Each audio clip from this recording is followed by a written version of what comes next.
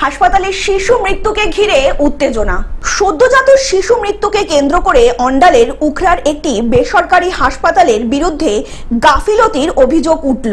তৃষা ভান্ডারী নামে মৃত সদ্যজাতের এক আত্মীয়া জানান, রবিবার বিকেল 3টে নাগাদ মঙ্গলার সাউ নামের প্রসূতিকে প্রসব যন্ত্রণা ওঠার কারণে হাসপাতালে ভর্তি করেন। রবিবার সন্ধে 6টা নাগাদ হাসপাতালের ডাক্তার প্রসূতি চিকিৎসা করে জানান, শিশু এবং মা দুজনেই ভালো আছেন, তবে প্রসব হওয়ার সময় এখনো হয়নি, তাকে সন্ধ্যার পর ছুটি দেওয়া হবে। অন্যদিকে প্রচন্ড ব্যথা ওঠার কারণে ডাক্তারবাবুকে অনুরোধ করা হয়, হাসপাতালে ভর্তিও করা হয়। তিনি আরো বলেন, প্রসূতি ভর্তি হওয়ার কারণে প্রচন্ড প্রসব যন্ত্রণা ওর পরেও নার্স দিদিদের ডাকতে গেলে তারা তাদের কথায় কোনো কর্ণপাত করেননি।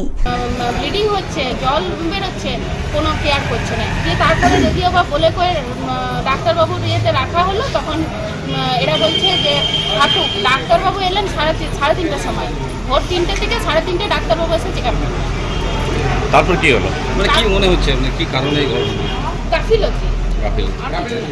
আর এই গাফিলতির কারণেই শিশু প্রসব হওয়ার পরেই কিছুক্ষণের মধ্যেই মারা যায়। এই ঘটনায় হাসপাতাল চত্বরে প্রসূতির আত্মীয় স্বজনরা জড়ো হয়, ক্ষোভ প্রকাশ করতে থাকেন।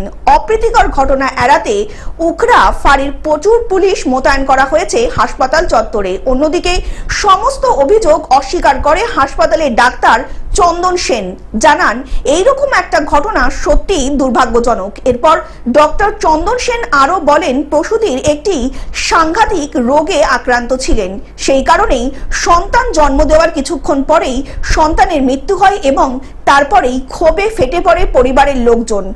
আমাকে খবর দেওয়া হয়, আমি আমার আন্ডারে পেশেন্ট ভর্তি ছিল, আমার নাম ডাক্তার চন্দন সেন। আমি আসি, এসে শুনি এখানে পেশেন্টের আইভিএফডি হয়েছে।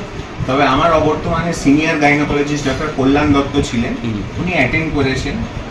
এবার দেখুন, নার্সের গাফিলতি কিনা বলা তো যায় না, এতদিন ধরে আছি কোনো নার্সের কমপ্লেন তো পাইনি। হ্যাঁ, এটা ঘটনা 100-র মধ্যে 1% আইইউএফডি মানে বাচ্চা মারা যায় আনএক্সপ্লেইনড কজ, সেটা কখনো বলা যায় না। এবার দেখুন, একটা কারো বাচ্চা মারা গেছে, আমার যদি গাড়িতে ধাক্কা লাগে, আমার সাময়িক একটা ক্ষোভের বহিঃপ্রকাশ তো হবেই। পাণ্ডবেশ্বর থেকে সুকান্ত বাগদির রিপোর্ট, গ্লোব নিউজ। এখন থেকে গ্লোব টিভি দেখুন আপনার স্মার্টফোনেও। গুগল প্লে স্টোর অথবা অ্যাপল স্টোর থেকে ডাউনলোড করুন গ্লোব টিভি লাইভ অ্যাপ। এছাড়া জিও টিভি অ্যাপ থেকে দেখুন গ্লোব টিভি লাইভ।